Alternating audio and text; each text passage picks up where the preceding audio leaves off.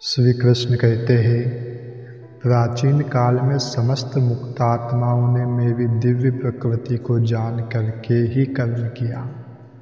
अतः तुम्हें चाहिए कि उनके पद चिन्हों का अनुसरण करते हुए अपने कर्तव्य का पालन करो।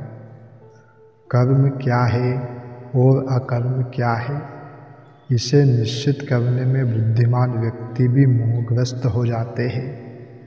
अतः मैं तुमको बताऊंगा कि कर्म क्या है, जिसे जानकर तुम सारे अशुभ से मुक्त हो सकोगे।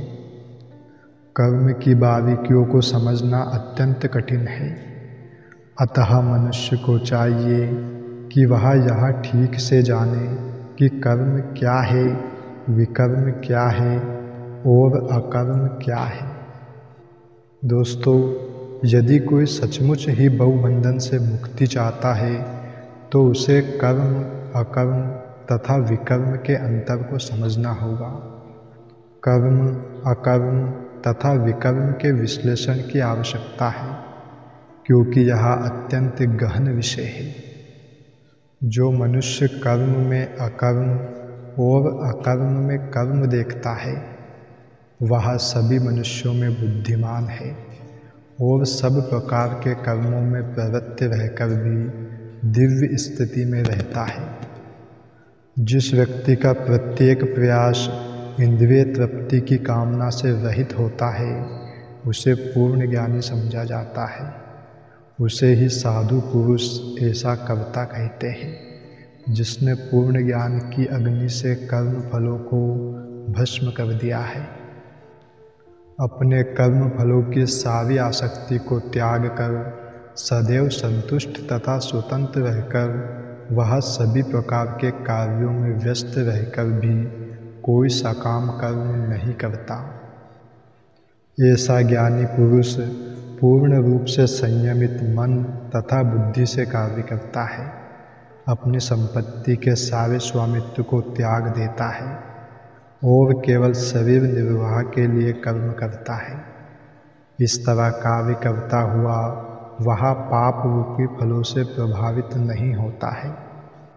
जो स्वतः होने वाले लाभ से संतुष्ट रहता है, जो द्वंद्व से मुक्त है और ईर्ष्या नहीं करता, जो सफलता तथा असफलता दोनों में स्थिर रहता है, वह कर्म करता हुआ भी कभी बंधता नहीं।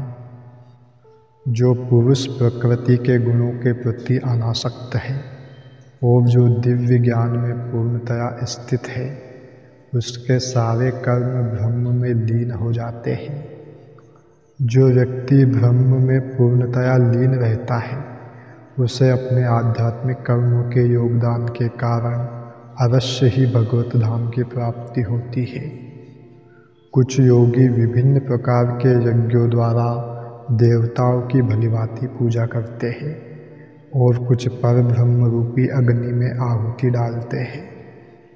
अर्थात जो किसी क्षणिक भौतिक सुख की कामना करते हैं, वे इंद्र, सूर्य आदि देवताओं को प्रसन्न करने के लिए अपनी भौतिक संपदा की आहुति देते हैं।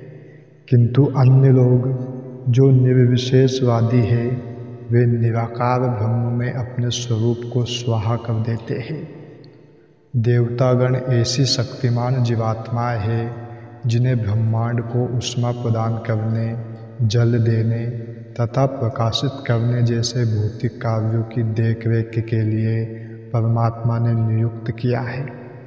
जो लोग भौतिक लाभ चाहते हैं, वे वैदिक अनुष्ठानों के अनुसार विविध देवताओं की पूजा करते हैं। किंतु जो लोग परम सत्य के निर्गुण स्वरूप की पूजा करते हैं और देवताओं के स्वरूपों को अनित्य मानते हैं, वे ब्रह्म की अग्नि में अपने आप की ही आहुति दे देते हैं और इस प्रकार ब्रह्म के अस्तित्व में अपने अस्तित्व को समाप्त कर देते हैं। मानव जीवन के चारों आश्रमों के सदस्य ब्रह्मचारी, गृहस्थ, वानप्रस्थ तथा सन्यासी पूर्ण योगी बनने के निमित्त है। मानव जीवन पशुओं की भांति इंद्रिय तृप्ति के लिए नहीं बना है।